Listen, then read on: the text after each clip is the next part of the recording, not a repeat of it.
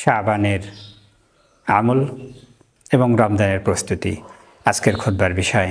আল্লাহ যেন আমাদেরকে সঠিক কথাগুলো সুন্দর করে আমল করার নিয়তে শোনার এবং শোনানোর তৌফিক দান করেন, আল্লাহুম্মা আমিন।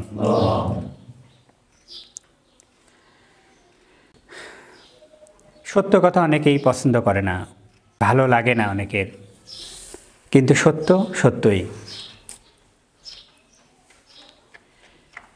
নিম তিতা, কিন্তু গাছের ডালটা কাজে লাগে। ওটা দিয়ে মেসওয়াক করে অনেকে ব্রাশ করে, মাড়ি ভালো থাকে, দাঁত ভালো থাকে। পাতাটাও তিতা, ওটা অনেকেই পানি গরম করে সেটা দিয়ে গোসল করলে তাদের গায়ের অসুখ চর্মরোগটা ভালো হয়। কিন্তু স্বাদ কিন্তু তিতা, কাজের জিনিস। আর মিষ্টি, চিনি, ওটা কিন্তু মিষ্টি। চিনি মিষ্টি বেশি খাবেন ডায়াবেটিস হবে, বেশি খাবেন দাঁতে ক্যাভিটিস হবে, দাঁত নষ্ট হবে। আর যেখানে পড়ে থাকে সেখানে পিঁপড়া কিন্তু একদম ভরায় দেয়। তো মিষ্টি অবস্থা এমন, আর তিতা তার অবস্থা অন্যরকম। আল্লাহ বলেন সূরা মুমিনুনের ৭০ নম্বর আয়াতে, আউযু বিল্লাহি মিনাশ শাইতানির রাজিম ওয়া আকসারুহুম লিল হাক্কি কারিহুন। ওয়া আকসারুহুম, এবং তাদের অধিকাংশকে অপছন্দ করে, সত্যকে অপছন্দ করে। এই কারণে দেখবেন সত্য বলনেওয়ালা মানুষের সংখ্যা কম, আর সত্য কথা অনেকেই অপছন্দ করে। কিন্তু সত্য অপছন্দ করলেও অল্প সংখ্যক মানুষ সত্য গ্রহণ করবে এবং পরিণামে সফল ওই অল্প সংখ্যক মানুষই হবে, বলেন সুবহানাল্লাহ। কারণ জান্নাতীদের সংখ্যা কিন্তু খুবই কম, জান্নাতীদের পরিমাণ কিন্তু অল্প। ৭২টা কাতারই হলো জাহান্নামী, একটা কাতার জান্নাতি। মানে ৭৩ দলের মধ্যে দেখেন একটা দল।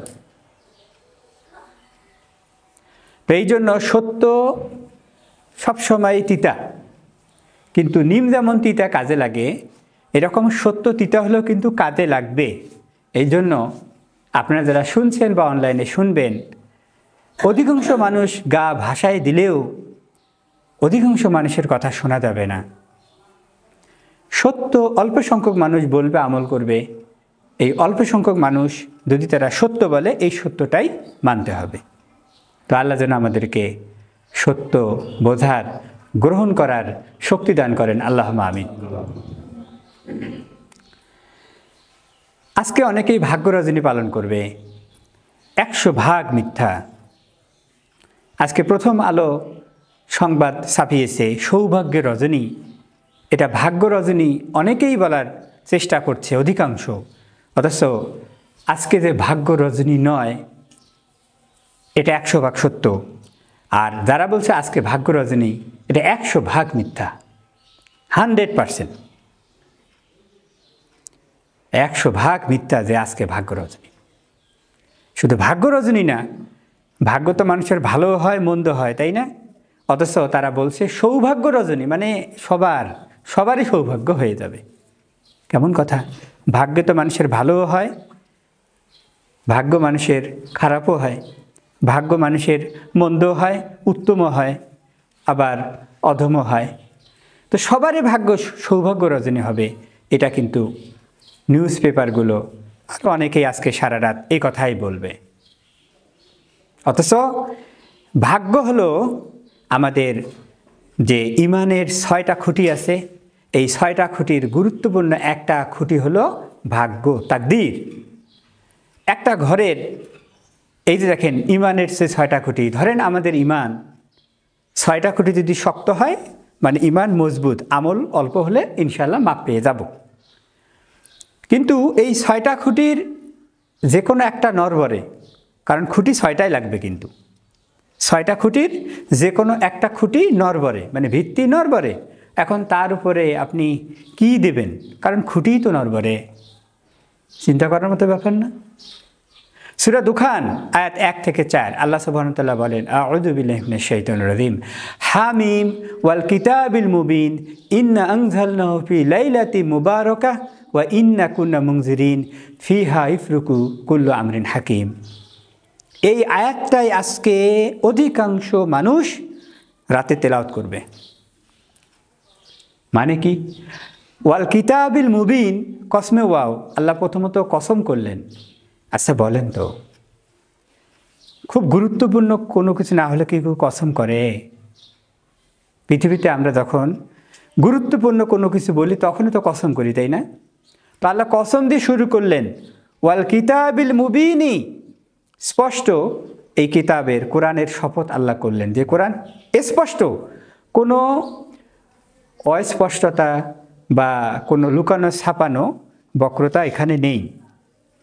ইন্না, নিশ্চয়ই, আনজালনাহু, এই কোরআনকে আল্লাহ বললেন নাজিল করেছি আমি, যে রাতে আল্লাহ কোরআন নাজিল করেছেন, এবং এই রাতে ফিহা, এই রাতেই 1 বছর, ইফরুকু, ফারাকা, ইউফারিকু, সুনির্দিষ্ট করা হয়, নির্ধারণ করা হয়, কুল্লু আমরিন হাকিম, গুরুত্বপূর্ণ বিষয়বলী, আপনার আমার জীবনের গুরুত্বপূর্ণ বিষয়বলীগুলো আল্লাহ এই রাতে নির্ধারণ করে ফেরেশতাদেরকে জানিয়ে দেন।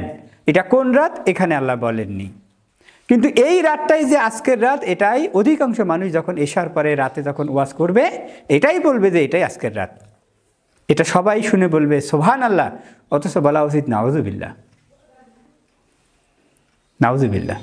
কেন? এই রাতটা কোন রাত? সূরা কদরে আল্লাহ বলছেন, ইন্না আনজালনাহু ফি লাইলাতিল কদর, আল্লাহ বললেন যে এটা হলো কদরের রাত, নিশ্চয়ই কদরের রাতে, ভাগ্যের রাতেই আমি কোরআন নাজিল করেছি, যেটা হলো বরকতময়। এটা কোন মাসে? সূরা বাকারা 185 নম্বর আয়াত, শাহরু রমাদান আল্লাযী উনজিলা ফীহিল কুরআন হুদাল লিন্নাস ওয়া বায়্যিনাতিম মিনাল হুদা ওয়াল ফুরকান। সেটা হলো শাহরু রমাদান, রমজান মাসে আল্লাহ কোরআন নাজিল করেছেন, এবং সেই মাসেই সিয়াম ফরজ করা হয়েছে, এবং ওই মাসেই একটা ভাগ্যের রজনী আছে। তাহলে ভাগ্যের রজনী আরও আপনার 1 মাস পরে, আর বাংলাদেশের অনেক মানুষ ভাগ্যের রজনী আরও 1 মাস আগে পালন করে। কোরআন দিয়ে কোরআন পরিষ্কার হলো সূরা দুখান, সূরা দুখানের আয়াত পরিষ্কার করলো সূরা কদর, সূরা কদর পরিষ্কার করলো সূরা বাকারার 185 নম্বর আয়াত। আর কানাকে হাইকোর্ট দেখায় যে আজকে হলো ভাগ্য রজনী, অথচ আজকে কিন্তু ভাগ্য রজনী নয়, ভাগ্য রজনী আপনার সামনে, এবং সেটা আপনার ভালো হতে পারে, মন্দ হতে পারে। এর মধ্যে আবার অনেকেই মাঝে মাঝে আরেকটা পন্থা অবলম্বন করেছে। একজন মুফতি সাহেব, তার এই তাফসির আমি নিজের কানে শুনেছি সামনাসামনি, কি যে আজকের রাতে আল্লাহ ভাগ্যের বিষয়গুলো মনস্থ করেন, মানে আল্লাহ কুন বলেই ফায়াকুন হয়ে যায়, হও বলে হয়ে যায়, কিন্তু আল্লাহর আবার মন ঠিক করাও লাগে, মানে আল্লাহ আবার মনে মনে ঠিক করেন যে কী করবেন। আর রমজান মাসের ওই ভাগ্যের ওই রজনীতে জানাই দেন, মানে মাঝে আবার আল্লাহ চিন্তার মধ্যে রাখেন, বলে নাউজুবিল্লাহ। কি এই সকল তাফসির করা হয়, বড় বড় মুফতি মুহাদ্দিসুন এই সকল তাফসির করেন যে আজকের রাতে মনে মনে আল্লাহ ঠিক করেন, আল্লাহর আবার মনে মনে ঠিক করাও লাগে। আর ওই ভাগ্যের রজনীতে আল্লাহ ফেরেশতাদেরকে জানাই দেন মাঝামাঝি, কারণ এই আজকের রাতটা তো ঠিক করা লাগবে, চলে আসছে সমাজে দীর্ঘদিন ধরে। হালুয়া রুটি খাওয়া লাগবে না? হালুয়া রুটি কেন? যে রাসূল সাল্লাল্লাহু আলাইহি ওয়াসাল্লাম জেহাদের মধ্যে দাঁত শহীদ হয়ে গেছে, এখন শহীদ দাঁত ভাঙা, এখন ওটা দিয়ে কেমন করে আর শক্ত খাবার খায়, এই জন্য হালুয়া রুটি। 100 ভাগ ভুল। যুদ্ধ হয়েছে শাওয়াল মাসে, কোন মাসে? শাওয়াল মাসে যুদ্ধ হয়েছে, আর আরও দেখেন 1.5 মাস আগে হালুয়া রুটি খায়। আরে বাবা, আপনি হালুয়া রুটি খাবেন নিজের নামে খান, রাসূল সাল্লাল্লাহু আলাইহি ওয়াসাল্লামের নাম ভাঙায় খান কেন? নিজে খান, যে আমরা খাবো, খাবার ইচ্ছা হয়েছে খান আপনি, কিন্তু আপনি রাসূল সাল্লাল্লাহু আলাইহি ওয়াসাল্লামের নাম ভাঙায় খাচ্ছেন যে তিনি ওই যুদ্ধে দাঁত শহীদ হয়েছে, শক্ত কিছু খেতে পারতেন না। আচ্ছা বলেন তো, রুটি শক্ত না নরম? তো শক্ত জিনিস কেমন করে আবার খায়? হালুয়া না হয় নরম? ওখানে গম কেমন কোথায় পাবেন? জব তাও আবার এরকম তো আমাদের সময় মেশিন ছিল না যে মিশমিশে করে নরম রুটি করবে, কাওয়া করে। জাতার মধ্যে ঘষে পাতার মতো হয়, ওই জিনিস শক্ত না। আমাদের মতো কি গ্যাসের চুলা ছিল নাকি? এটাও আর একটা মিথ্যা কথা, মিথ্যা নাম্বার অনেক। এই দিন রুহগুলোকে ফেরত দেওয়া হয়, বাড়ির মধ্যে আলো জ্বালিয়ে রাখা হয়, রুহগুলো ফেরত আসবে, মিথ্যা কথা। রুহ ওই যে ব্লক হয়ে গেছে, কিয়ামতের আগে আর রুহ ওঠার কোনো সুযোগ নাই, অথচ রুহগুলোও নাকি চলে আসবে। চিন্তা করে দেখেন, আজকে ভালো মন্দ খেতে হবে, তাহলে পুরা বছর ভালো মন্দ খাওয়া যাবে। এই রাতকে কি আল্লাহ এইরকম ক্ষমতা দিয়েছেন? এগুলো সব শিরকি বিষয়, এগুলো অনইসলামিক। হ্যাঁ, তিরমিজির হাদিস, রাসূল সাল্লাল্লাহু আলাইহি ওয়াসাল্লাম ঘুম থেকে উঠলেন, এশার পরে ঘুমাইছেন, তারপরে তিনি ঘুম থেকে উঠলেন। তার মানে রাসূল সাল্লাল্লাহু আলাইহি ওয়াসাল্লাম ঘুমাইছিলেন, রাসূল সাল্লাল্লাহু আলাইহি ওয়াসাল্লাম ঘুমাইছিলেন। ঘুম থেকে উঠলেন মা আয়েশা রাদিয়াল্লাহু আনহার কক্ষে, যেটা হুজরাত। তারপরে তিনি বাকির কবরস্থানের দিকে গেলেন। মা আয়েশা রাদিয়াল্লাহু আনহা মনে করছেন যে আমার পালা, আমার এই রাতের ভাগ অন্য কাউকে দেয় নাকি, ফলো করলেন পেছনে পেছনে। রাসূল সাল্লাল্লাহু আলাইহি ওয়াসাল্লাম গেলেন বাকির কবরস্থানে। আমাদের দেশে বলা হয় এটাকে জান্নাতুল বাকি, অথচ মদিনায় আমি 3 বার গিয়েছি, লেখা আছে বাকিউল গারকাত, সহিহ বুখারীতেও বাকিউল গারকাত আছে। আর আমাদের দেশে বাড়িতে উস্তাদ বানাইল জান্নাতুল বাকি। আমরা দোয়া করি বাকির কবরস্থানে যারা আছে, আল্লাহ তাদেরকে যেন কবরকে জান্নাতের অংশ করে দেয়। কিন্তু রাসূল সাল্লাল্লাহু আলাইহি ওয়াসাল্লাম যে ভাষা ব্যবহার করেননি, আমি সেই ভাষা কেন ব্যবহার করব? বাড়াবাড়িগুলো দেখেন কোথায় কোথায় চলে গেছে। রাসূল সাল্লাল্লাহু আলাইহি ওয়াসাল্লাম কবর আল্লাহদের জন্য হাত তুলে দোয়া করলেন, তারপর দোয়া করে আবার ফিরে আসতেছেন। হাদিসটাকে দুর্বল বলেছে অনেকেই, তিরমিজির হাদিস। তারপর আমি বলতেছি, এই হাদিসটা আপনি বিশ্লেষণ করেন। এবার মা আয়েশা রাদিয়াল্লাহু আনহা দিছে টান যে এইবার রাসূল সাল্লাল্লাহু আলাইহি ওয়াসাল্লাম যদি আমাকে দেখে নেয়, তাহলে তো মনে করবে কী ব্যাপার, আমাকে ফলো করছো। তাড়াতাড়ি করে বাড়ি ঘরে ফেরার পরে দৌড় মারছে, একটু শ্বাস প্রশ্বাস জোরে হওয়া শুরু করছে। রাসূল সাল্লাল্লাহু আলাইহি ওয়াসাল্লাম বুঝতে পারছেন, কি তুমি আমাকে ফলো করছো, মনে করছে তোমার রাত আমি অন্য কাউকে দেব। আজকের রাতটা হলো নিসফে মিন শাবান, ইত্যাদি ইত্যাদি ইত্যাদি। তো রাসূল সাল্লাল্লাহু আলাইহি ওয়াসাল্লাম মা আয়েশা রাদিয়াল্লাহু আনহাকে বলেন নাই যে এখন রাত জাগো, অথচ রাসূল সাল্লাল্লাহু আলাইহি ওয়াসাল্লাম রাতে কিন্তু ঘুমাইছেন এবং ঘুম থেকে ওঠার পরে গেলেন এবং তিনি মৃতদের জন্য দোয়া করলেন। এই হাদিসটাকে দুর্বল বলেছেন অনেকেই। এই ব্যাপারে একটা সহিহ হাদিসও নেই। বাইহাক্কি এবং ইবনে মাজাতে যে হাদিসগুলো আছে, মুহাদ্দিসগণ অধিকাংশ হাদিসকে জাল বলেছেন, নিতান্ত দুর্বল বলেছেন। তো আজকে আমরা দেখেন ফরজ নিয়ে টানাটানি, ফরজের কোনো খবরে নাই, নফল নিয়ে আমরা অনেক ব্যস্ত। চিন্তা করার মতো ব্যাপার। যা আছে সেটা আপনাদেরকে বলি, দোয়া করবেন। 2টা আমল আপনাদেরকে বলবো এই শাবানের বারাকা নেওয়ার জন্য।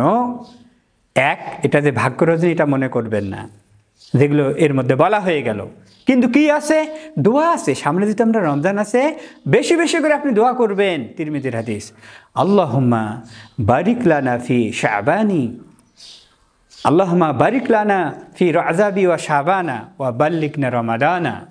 যা আল্লাহ আমাকে রাজাব এবং শাবানের বারাকা দান করুন এবং রমজান পর্যন্ত আমাকে পৌঁছায় দেন। হ্যাঁ, তাবারাকাল্লাযী বিয়াদিহিল মুলক ওয়া হুয়া আলা কুল্লি শাইইন কাদির। সূরা মুলক 1 নম্বর আয়াত। তাবারক আল্লাহর নাম, আল্লাযী বিয়াদিহিল মুলক সকল ক্ষমতা সেই আল্লাহর হাতে। তাবারাকাল্লাযী বিয়াদিহিল মুলক, তাবারক আল্লাহর নাম। আর আজকে বলা হয় তাবারক নিয়ে যান, তাবারক নিয়ে যান। তাবারক হলো আল্লাহ, উনি তো উপরে। তাবারক আবার পৃথিবীতে আসলো কোথায়? কেউ বলে সুন্নত নিয়ে যান, কেউ বলে সিন্নি নিয়ে যান। তাহলে তাবারক নিয়ে যান, সুন্নত নিয়ে যান, সিন্নি নিয়ে যান, অথচ তাবারক উপরে। তাবারক আল্লাহ, আল্লাযী বিয়াদিহিল মুলক, যার হাতে সকল ক্ষমতা, ওয়া হুয়া আলা কুল্লি শাইইন কাদির, প্রত্যেকটি বিষয়ের ক্ষমতা আল্লাহর হাতে। আপনি বলতে পারেন খোরমা নিয়ে যান, জিলাপি নিয়ে যান, সিন্নি নিয়ে, মিষ্টি নিয়ে যান, রুটি নিয়ে যান, হালুয়া নিয়ে যান, মানুষকে খাওয়াবেন, কিন্তু এটা যে তাবারক, এটা আপনাকে কে বলল? বরকতময় খাবার কোনটা? যখন আপনি সাহুর করবেন, অর্থাৎ সিয়াম রাখলে যেটা আমরা খাই সেটাকে বলা হয় সাহুর। আমাদের দেশে বলা হয় সেহের, সেহেরি। সেহের মানে হলো জাদু। সেহের মানে কি? জাদু। সাহুরকে বানাই দিছে হলো সেহের। বলেন, এই হলো আমাদের ইসলামের অবস্থা। একটু তো পড়াশোনা আমরা করি না যে সঠিকটা জেনে জেনে একটু করব। কোথায় ছিল সাহর? একটা জের করার কারণ হয়ে গেছে সেহের। কোথায় ছিল বরকতের খাবার? সেটা হয়ে গেছে জাদু। সেহের মানে হলো জাদু। সেহেরি খান, জাদু, জাদুর খাবার খান। জাদু কুফরি না জাদু? আমি আগেই বলছি আপনাদেরকে, ওয়াকসারহুম লিল হাক্কি কারিহুন, অধিকাংশ মানুষ হক পছন্দ করে না, কিন্তু হক তিতা নিমের মতো কাজে লাগে। আর মিষ্টি চিনির মতো শরীরের ক্ষতি করে, দাঁতের ক্ষতি করে, ডায়াবেটিস হবে আপনার। জমা থাকলে অনেকগুলো পিঁপড়া ধরে ঘর নষ্ট করবে। এই কারণে সঠিক ইসলাম মানুষ আর বোঝে না, ওই যে 2 নম্বর নিয়ে ব্যস্ত। কালকে কুড়িগ্রাম এক্সপ্রেস বন্ধ ছিল, আমি আসছি লালমনি এক্সপ্রেসে। তিস্তাতে নেমে উলিপুরের একটা অটো পাইলাম, চলে আসতেছি। অটোওয়ালা বলতেছে আমি খুব ব্যস্ত আছি। কী হয়েছে? কয় কালকে আমাকে মিলাদ পড়া লাগবে। কেন মিলাদ পড়া লাগবে? কয় আপনি জানেন না? বলে কী বলেন তো? কয় সবে বরাত আছে, মিলাদ পড়া লাগবে। আচ্ছা দেখেন, আতর মাখে না খায় আর ভাত মাখে না খায়, তাহলে মিলাদ মানে জন্মদিন। জন্মদিন মানুষ পালন করে, ওটা পরে কোন দিন? মানুষ বোঝেও না যে আসলে কি বলতেছে। মিলাদ মানে হলো জন্মদিন। তো জন্মদিন মানুষ পরে না করে? বলেন, জন্মদিন মানুষ পালন করে না জন্মদিন মানুষ পরে? বলেন তো। পালন করে। তো সেই জন্মদিন তো সেই আরেক বেদাত রবিউল আউয়ালে, সেটাও রাসূল সাল্লাল্লাহু আলাইহি ওয়াসাল্লাম, এটা যে 7 তারিখে বা 9 তারিখে, ওটা বলেনি। সহিহ মুসলিমের হাদিস আছে শুধু সোমবার, যে সোমবার রাসূল সাল্লাল্লাহু আলাইহি ওয়াসাল্লামের জন্মদিন। আর মৃত্যু হলো 12 রবিউল আউয়াল, এটা সহিহ মুসলিমে আছে, তাই না? তো এটাও তো আমরা বানাই নিছি, জন্মদিন অনেকেই পালন করে, এটাও ইসলামে নাই। তো সেই জন্মদিন এখন পালন করবেন কি জন্য? আসল কথা হলো, সে বলবে আল্লাহুম্মা সাল্লি আলা, এইটা পড়বে, সে সবাইকে নিয়ে পড়বে, দল বলভাবে পড়বে, সুরের সাথে পড়বে। আসলে সে পড়বে এই বিদাতি দরুদ পড়বে। তা আমরা দরুদে ইব্রাহিম পড়ি, মনে মনে পড়ি। দরুদে ইব্রাহিম শিখাইছে কে? রাসূল সাল্লাল্লাহু আলাইহি ওয়াসাল্লাম। একবার পড়বেন, আল্লাহ আপনার উপর 10 বার রহমত বর্ষণ করবেন। বলেন সুবহানাল্লাহ। আর আপনি দরুদে ইব্রাহিম বাদ নিজের মতো করে, কথাগুলো আপনার, সুর হলো আপনার, সবাই মিলে পড়ছেন। আবার ভাড়া করলেন ইমাম সাহেবকে। কোনো ইমামের বাড়িতে মিলাদ হয়েছে দেখেন তো?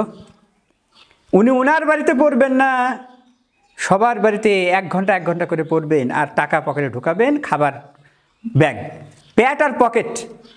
আপনাদেরকে ধোকা দিচ্ছে এরা। ওদের বাড়িতে কোনোদিন মিলাদ হয় না। তো বললাম আপনি কি আজকে ফজরের নামাজ পড়ছেন? কয় না, ওইটা তো পড়ি নাই। বললাম মাশাআল্লাহ, আপনার তো ফরজে ঠিক নাই, আর আপনি ওই পরশু দিন মিলাদ পড়বেন, এটা নিয়ে আপনি এখন ব্যস্ত। এই গল্প আমাকে শোনাচ্ছেন। সম্মানিত মুসল্লি গ্রাম, বাস্তবতা হলো এই, 5 ওয়াক্ত সালাতের কেউ ধার ধারে না। আর আজকে মাগরিবের পরে অনেকেই ব্যস্ত হয়ে পড়ে যাবে। জাল হাদিস কি 30টা সহিহ হাদিস আছে। হাদিসে নুজুল বলা হয়, ইয়ানজিলু রব্বুনা তাবারাকা ওয়া তাআলা কুল্লা লাইলাতিন ফিস সামায়েদ দুনিয়া। নিকট আসমানে আল্লাহ সুবহানাহু ওয়া তাআলা প্রথম রাতে অবতরণ করেন। সহিহ বুখারী মুসলিমের হাদিস। কোন কোন হাদিসে আছে রাতের 3 ভাগে 2 ভাগের পরে। আর বাড়াইতে এমন বাড়াইছে যে এই রাতে নাকি আল্লাহ মাগরিবের পরেই আগমন করেন। মানে এমন বাড়াইছে গিয়ার। সহিহ হাদিসে আছে 30টারও বেশি হাদিসে যে আল্লাহ অবতরণ করেন নিকট আসমানে 2/3 পরে। আর এরা জালটা বানাইছে যে মাগরিবের পরে। তার মানে দেখেন এটা কত গুরুত্বপূর্ণ।